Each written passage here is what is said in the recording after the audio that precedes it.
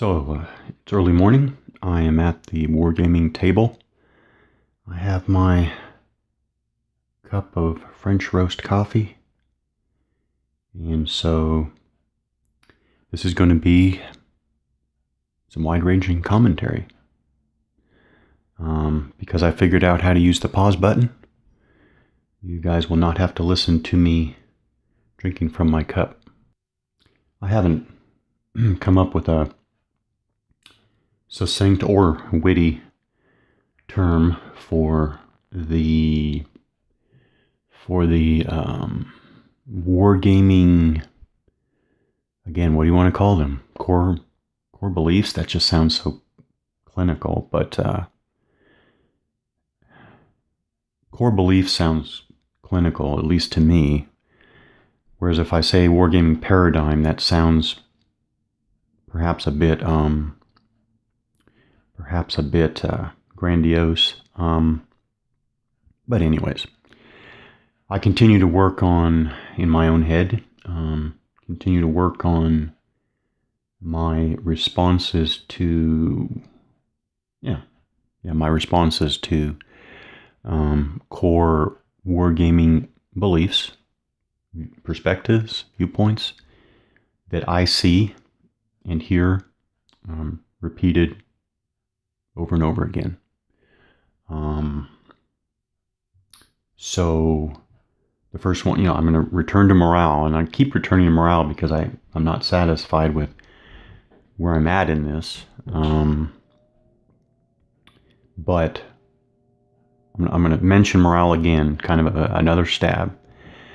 And this time I'm going to turn it around, and the expression that I use to capture my perspective on morale it's morale in war games, but it's really morale in war. The expression I use to capture my perspective is squads. Well, actually, I said units don't break in combat. Units do not break in combat. Now, first of all, when I say units, I'm really talking about, and it is relevant. Let me emphasize, how morale is treated at different levels is important and relevant. And so I am talking about really definitely team squads and even platoons.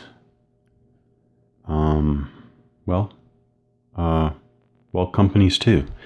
Battalions and up, it starts to change, and I'm not really interested and concerned with morale at the battalion and higher level, primarily because I think that war games, the tradition of war games design, hasn't gotten that so wrong. That's I don't know. It's okay. It's good enough. I don't have an issue. I don't have a deep issue with it. I do have a deep issue with morale portrayed in wargaming at those lower levels. And of course, I'm not saying that morale isn't real. Morale is very real. It's incredibly real, and I'm going to even zero in on why I think it's so real in just a minute. But again, my problem is how it's modeled, especially at the lower tactical levels. And again, my perspective is captured in the phrase, units don't break in combat. Now that, of course, is not meant to be some type of, it's not a statement of fact. It's an expression to capture what I'm talking about. I do believe, basically, the idea behind the expression starts with, yes, at some point, a unit has broken in combat, and that is such a dramatic thing. It therefore is what will be remembered. It's therefore what will be recorded. It therefore will be what is focused on.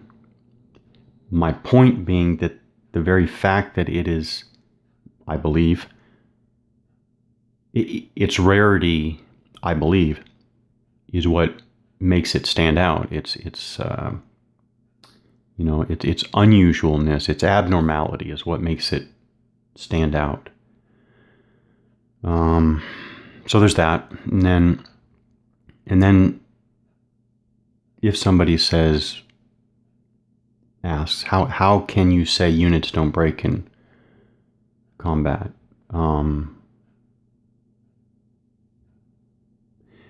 I've emphasized before that units actually, I think all of this is speculation, but I try to be, all of this is speculation, no doubt. It's all about speculation, but all speculation is based on something. If speculation isn't based on it, well, it's just not speculation. Speculation is based on something. And I try to be upfront about, at least in general, what the basis of my speculation is on. And actually, I need to talk about that. Boy, this isn't going to go in any type of direction that I thought it was going to, but before I started, like many wargamers, I've had lifelong interest in military history. However, so the basis for my speculation, I guess I should hit that now, although I wasn't intending to. The basis for my speculation, I look at as like rings, concentric rings, like a bullseye or a dart target. Rings, right? And at the center of the ring are my personal experiences. And this is incredibly key, by the way, because I don't intend to get into it, but there is an underlying belief that just think about it. It is one's personal experience able to be extrapolated to other levels of analysis. And basically, I'm one of those who says absolutely yes. And it's actually incredibly key to both studying and understanding war, especially in its historical context. Okay, so at the center of my bullseye are my personal experiences. So I have personal experience training units, training myself in the infantry, training units, leading units. I have training experience, I have combat operations experience and combat experience. And it's not, by the way, the bullseye has nothing to do with like better or worse or judgment. It's not a judgment thing at all. It's just, it is what is most solid. Think of it that way, right? It's pretty obvious to think that my personal experiences are pretty darn concrete. So think of the bullseye as more a level of concreteness and a level of abstraction. I think that's a good way to look at it. So the second ring out from my personal experiences are the first-hand experiences of others. Makes sense, right? The first-hand experiences of others. So the experiences of others who have trained units, built units, led units, fought units, right? Makes sense, right? That is definitely the second ring. Living preferable to no longer living, but it's still this whole category includes the memories, recollections, the recollections and the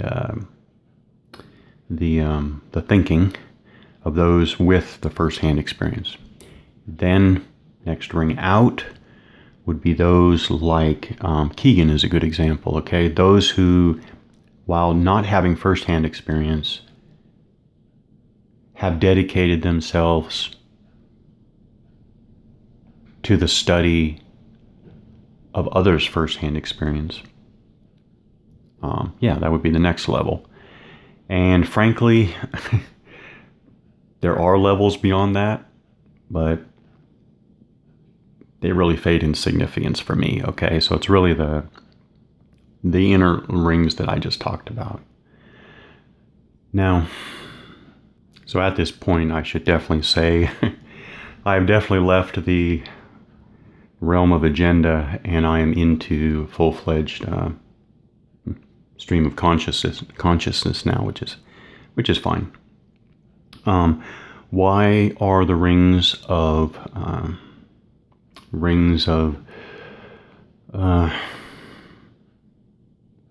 basis? Why are those rings relevant? For a number of different reasons. Obviously, there's one that I want to zero in on because it was brought back to my, the forefront of my thinking recently. Think about many war game discussions. Now we're talking about past experience, okay? And I'm going to choose Napoleonic, the Napoleonic subgenre, the subgenre of Napoleonic war games, because Napoleonics, I guess World War II, and maybe a bit behind that Ancients, those three subgenres seem to be poster children for what I'm going to say. What I'm talking about here is in wargaming discussions, you have so many discussions. Okay, so I just had to deal with an unplanned break there, so I'm going to pick up with where I think I left off. Wargaming discussions. I know I'm thinking about the Napoleonic subgenre as a good example of this. So we are fortunate that we have wargaming discussions where we have a lot of people, and in some cases very knowledgeable people, sharing their perspectives, right? And in some cases, it's unfortunate that individuals get so heated, so invested in the discussion, that the discussion devolves into two rather difficult to manage arguments. So it goes something like this. I think I'm trying to think of a good recent example. So one side, now I'm already talking once unfortunately we're already devolving into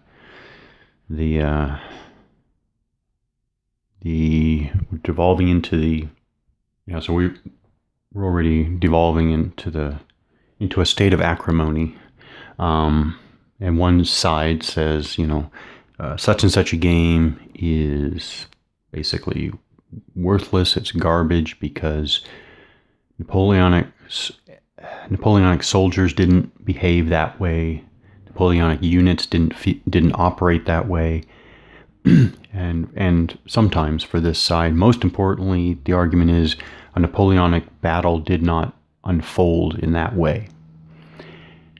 And then the other side might come back with, something along the lines of, oh, so you were a grognard with the old guard in the Russian campaign or something sarcastic like that. And it basically, we have the argument come down to, I don't like this game because it's bad history, I guess, but it doesn't reflect what these soldiers and units actually did. And then you have the other side come back and say, essentially the argument is you can have whatever opinion you want, but you weren't there, and so your argument is basically not worth anything. It's pure opinion or whatever. Okay, so that aside, this is why. This is one of the reasons why it is important to me at the center ring are my first-hand experiences, second ring, the first-hand experiences of others, because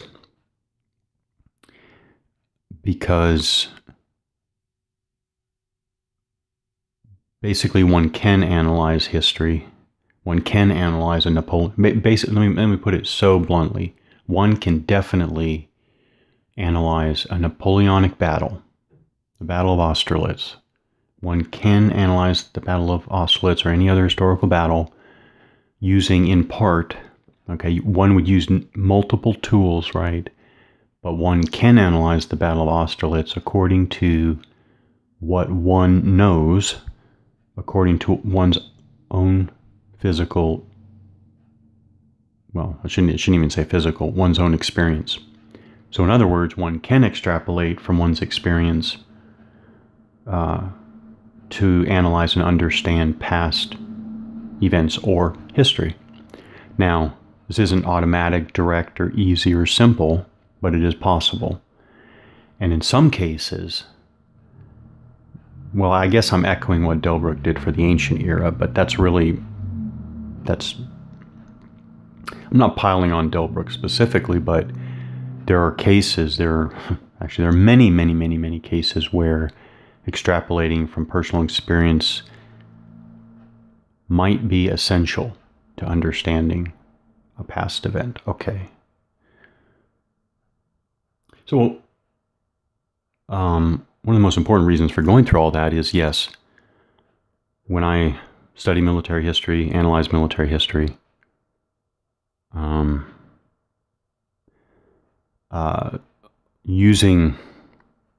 basically using personal, a personal grasp of reality through experience, through personal experience, is absolutely central. Again, thinking of the bullseye, it is central. No one ring trumps all others. Absolutely not. It's always a balance of these rings, but there are central rings and there are outer rings. Okay, why is this relevant? Because to get back to the idea, units, especially squads, but units don't break in combat. So first, let me. Actually, I don't even think I need to go into a lot of elaboration, but I'm talking about those games that present this yo-yo picture of squads. We're talking 1.5 to maybe 9 platoons on a battlefield. What, 2 to 4 square kilometers,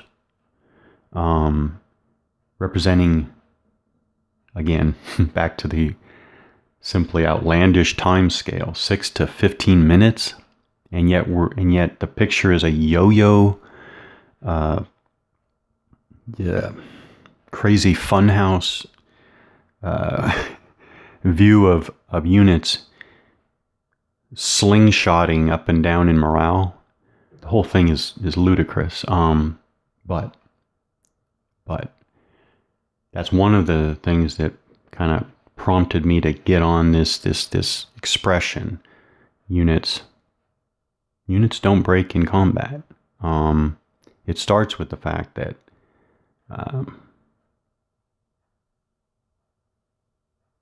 it does start with the fact that I've never seen it. I mean, hands down, I have never seen it. I have seen, no doubt I've seen, I've definitely seen a lot of terrified individual soldiers. I have seen small units. We're talking teams and squads. What's the term? I have seen them. It's not freeze up, but it's start to almost move in slow motion. All of that stuff's real. I'm just saying that's not morale. That's what I'm saying. So don't say, oh yeah, that's morale. No, that's not morale.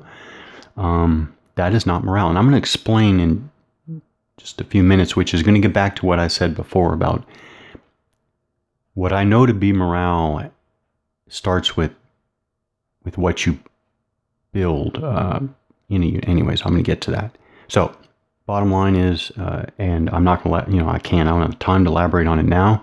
Maybe I'll return to it, but units don't break in combat, starting with the fact that I've never seen it. And then from there, I really actually don't think that there's a lot of evidence of units breaking in morale, although let me explain something about how we interpret that. Yeah, I don't even think there's a lot of, you consider all the military activity through the history of even civilized humanity. Units don't break in morale. And by the way, first of all, when there are accounts, it's because they are so atypical, one, and two, because they were atypical and because they were recorded, you have the very, very, very real imperfections in human ability to recollect the past, understand the past, come into play that, I could spend a lot of time just talking about basically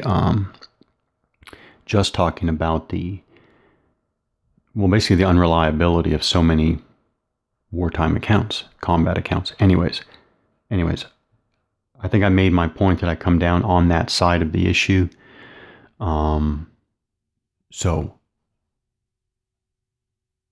Okay, definitely the best thing for me to do is to merely try to tie up as best I can everything I've started. Morale. Why do I know it's real? Never said morale wasn't real. Morale was very real. However, by the way, again, as a quick expression before I go into more elaboration, morale is more of, in war game terms, morale is more of a unit characteristic. So when you talk about, if you zoom out to the traditional battalion to division scale, you have your combat factor, your movement factor, and your morale factor. That is more agreeable to me because, and the point here is that morale is it's a unit quality. Huge difference here. Now, I'm saying you can even go down to, I have no problem going all the way down to the squad level, and again saying morale is a unit quality. Yeah, and I'll explain that in a minute. Where possibly, and this is pure speculation, I think where we may have gone wrong is when we use the term morale to cover things that we knew were just states versus qualities. I think that's where too much of a simplification was made. I think it's morale is more of a quality. It's not really a state. So when we talk about a unit being paralyzed from Tactical Combat Series, excellent. Have no issue with that. We talk about, being paralyzed. We talk about being, we can talk about all the time. We can talk about tunnel vision. We can talk about, we can even talk about the opposite. We can talk about, bloodlust, although I don't enjoy that flowery term, but we can talk about berserk and all that stuff. But these are states. These are essentially states. They're largely psychological. They are they're incredibly unpredictable, which doesn't mean that they shouldn't be, designed to win a war game. But when you design them in, you should not make them dramatically more predictable than they are. So one, incredibly unpredictable. Two, incredibly changing, fleeting in some cases. Not always fleeting, but just as likely to be fleeting as apparently permanent. Just the changeability, the variability is incredible. So again, for a small scale, modeling that is fine, but again, you don't make those things more more discrete and predictable than they are. Okay. And as I will emphasize again, those are not morale. Okay. Now, I think the last point on this, and why I said units don't break in combat, is because while I said I've never seen it, but what I have seen and what I have watched is that I have watched units, small units, obviously, in my case. I have watched units falter, weaken, become fragile, brittle, whatever you want to call it. But of course, I mean, just think about common sense. That doesn't happen in combat. As I've put it before, that happens between combat. And so, while I use the expression units don't break in combat, I could add another expression to say if a unit breaks, it's going to be it breaks between combat. Because this is exactly what happens, because it's exactly what I've seen. Units go through combat to survive and to survive and to succeed. And it's after the combat is over and the unit is essentially, well, really out of the combat, out of the danger zone, that the unit starts to process, mull over what's happened to them. And that's when you have the possibility of that's when you have possibility of declining morale. That's where you have a erosion of morale. Again, morale is absolutely, positively not something. This is the genesis for all of this. For me, is that morale is not this thing again that just a unit shoots up in morale and plunges in morale and shoots up in morale all in the space of 8 minutes or 10 minutes of combat. That is no. No. Morale is something that is it's a reserve, right? Morale is a reserve. It's an asset that a unit builds up over time, and it doesn't just wash away in matter of seconds. Okay, I think I've made that clear. Yes, units do lose morale, and so in that sense, you could say that they weaken and they may break, but that happens between combat, not in combat. Okay. I have to emphasize, because I'm making such a big, because I'm emphasizing this so much. I will make it clear that I understand, first of all, I understand perfectly well that game designers going back decades, game designers, I suppose from the very start of modern wargame design, designers are going to say that their concepts are composites, that their concepts are abstractions, and I understand perfectly well that a designer could say yes to what you're saying, absolutely, no issue with what you're saying, but that's not what I meant, the term is just this, the term is just that. All of that, I understand that, and I'm not arguing with that. What I'm saying though is that and this is, I guess, another point. If war games are about war, and they are, it matters. It does matter how we present them. It matters how we talk about them. And especially if we figured out, I mean, if some type of symposium of war game designers get together and say, yeah, morale at the lower tactical level, yeah, it's not really morale. Well, change it.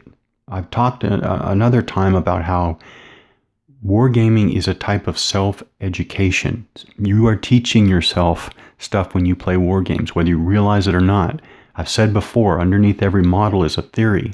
That theory could be completely bogus, and you're teaching yourself a bogus theory. How does that make sense? So I will always come down. First of all, I understand the whole thing about I should not imply that the game designers of certain landmark designs, hugely influential designs over the last, 4 decades, that they don't know what I'm saying. They may know what I'm saying perfectly well. But that in a sense, I'm not saying that they don't understand it. I'm saying, if I have to say anything, it's like, let's get these terms righter than they are. And then we have, and the worst part of it all, of course, is that we have public discussion written. We now have 15 years or more of written discussion between Board Game Geek, well, it's more like 20 years, on Consim World and Board Game Geek and other places. We have written records of wargamers discussing this stuff. And when wargamers take away some pretty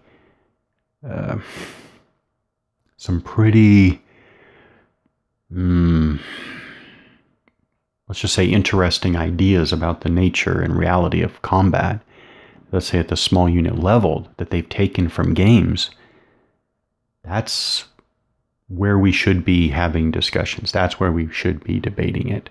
I think, okay, real quickly to tie up another thing that I started earlier. Yes, I know what morale is.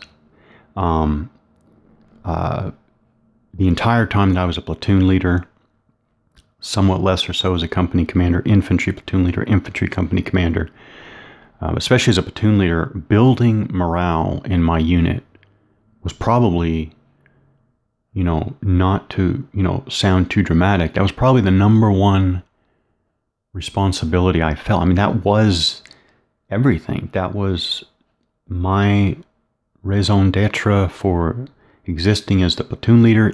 So there's no doubt morale is real. There's no doubt every single day that you lead a platoon, training it, building it, you should keep an eye on the fact that you're building morale. You should be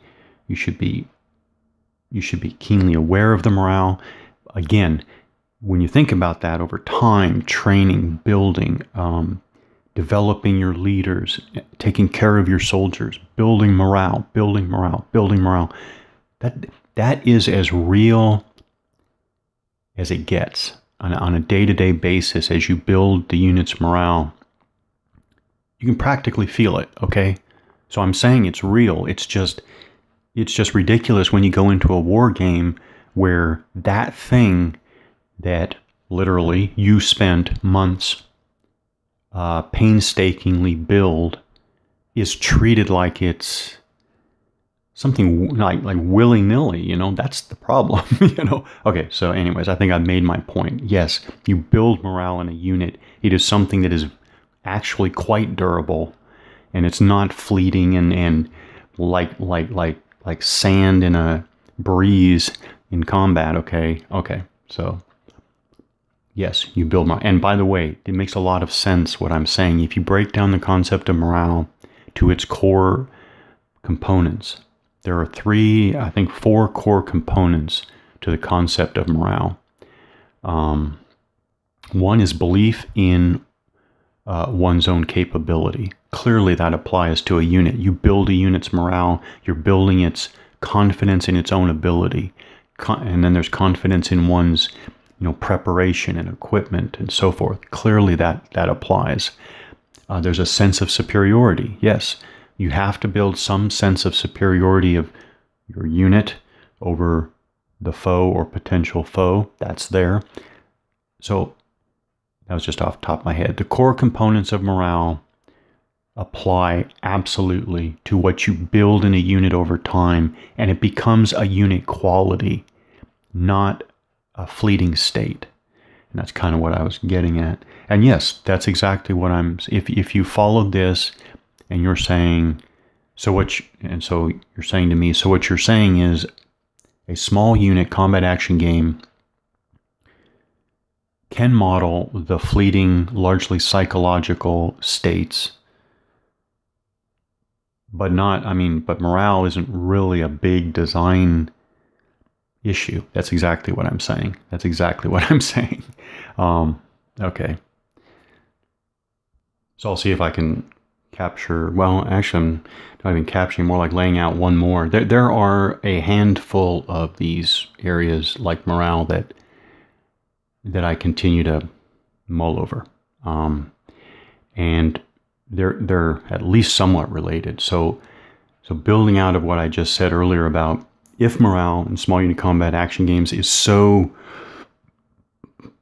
poorly or unclearly or it's such confused modeling that game players come away with, well, let's just say not very useful understanding, to put it nicely.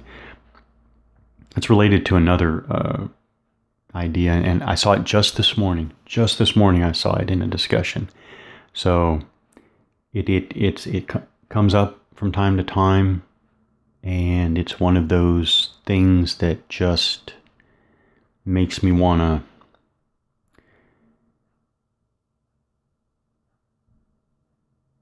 record something about it. All right, this has to do with chaos. And this comes up again and again in discussions of command control. And the idea is war is chaos, and so therefore whatever, right? War is chaos, so therefore card-driven games are a perfectly valid design approach. War is chaos, so therefore chit pull is a perfectly valid, whatever the context is. Look, war is not chaos. And again, this is my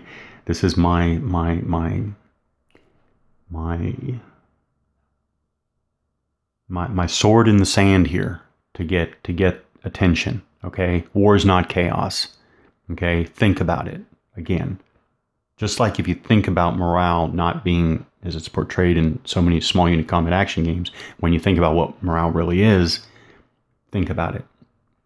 If war was truly chaos, it would not be such a well-developed human activity. I'm being half facetious, okay? But certainly if war were chaos, how would you get soldiers to go into combat? And let me say here, do not think that soldiers are tricked into going to combat. And this is where, let me pause. I see I'm not going to be able to get into this much, but that it doesn't matter. This is the first time I'm committing this to video, and I'm going to continue for the time I have remaining. War is not chaos, okay? And I said war is patently not chaos because humans wouldn't go into combat. They wouldn't fight in war. They wouldn't go into combat. By the way, those are two very different things. Probably should be dealt with separately. But the idea that soldiers must go into combat because they are tricked. Well, of course, if you have what I consider to be a patently unrealistic view of war, you would therefore have to conclude that soldiers go into combat because they're essentially tricked. I'm saying absolutely not. And this is where the rings of experience come in. So let me at least try to get that here before I run out of time. I've never seen it, again, to kind of jolt the discussion. I've never seen a soldier go into combat, tricked into going into combat. By the time the soldier goes into combat, he's very aware of what he's doing. Okay. And what I'm saying is, my soldiers were not tricked into going into combat. I was never tricked into going into combat. It's far from that. Far from that. And again, think about the patent absurdity of it. If my soldiers were tricked into going to combat, they would be horribly unreliable. Why would I want them to my left and right? It doesn't even make any sense. Now, that's today. That's my experience. That's the first ring. What I'm saying, and the importance of that first ring is that, and this is where um, we could certainly have discussion. I am saying that the Roman legionnaire wasn't any different, was not essentially any different. The American revolutionary line soldier wasn't any different, was not essentially any different. This is where I'm talking about the kind of the universality of experience, which again, I understand some people just simply don't believe in the universality of human experience. They say, no, every age is different. So no, there is no extra. I'm just saying I come from the side of the discussion. Absolutely, there is a overriding and incredibly powerful universality of experience. And so therefore, my assumption going in, when I look back through history, take a Mongol battle, an ancient battle of Romans versus, Gauls, I start with the assumption that that Gallic soldier is more like me than anything else. The Roman legionnaire is more like me than anything else. All right, I've run out of time, but war is not chaos. It doesn't even make sense that war is chaos. Of course, I haven't talked about what it is. Chaos is there, but calling war chaos leads to some absurd, extrapolation or ideas, and that's the problem. I'll get to this at some future point.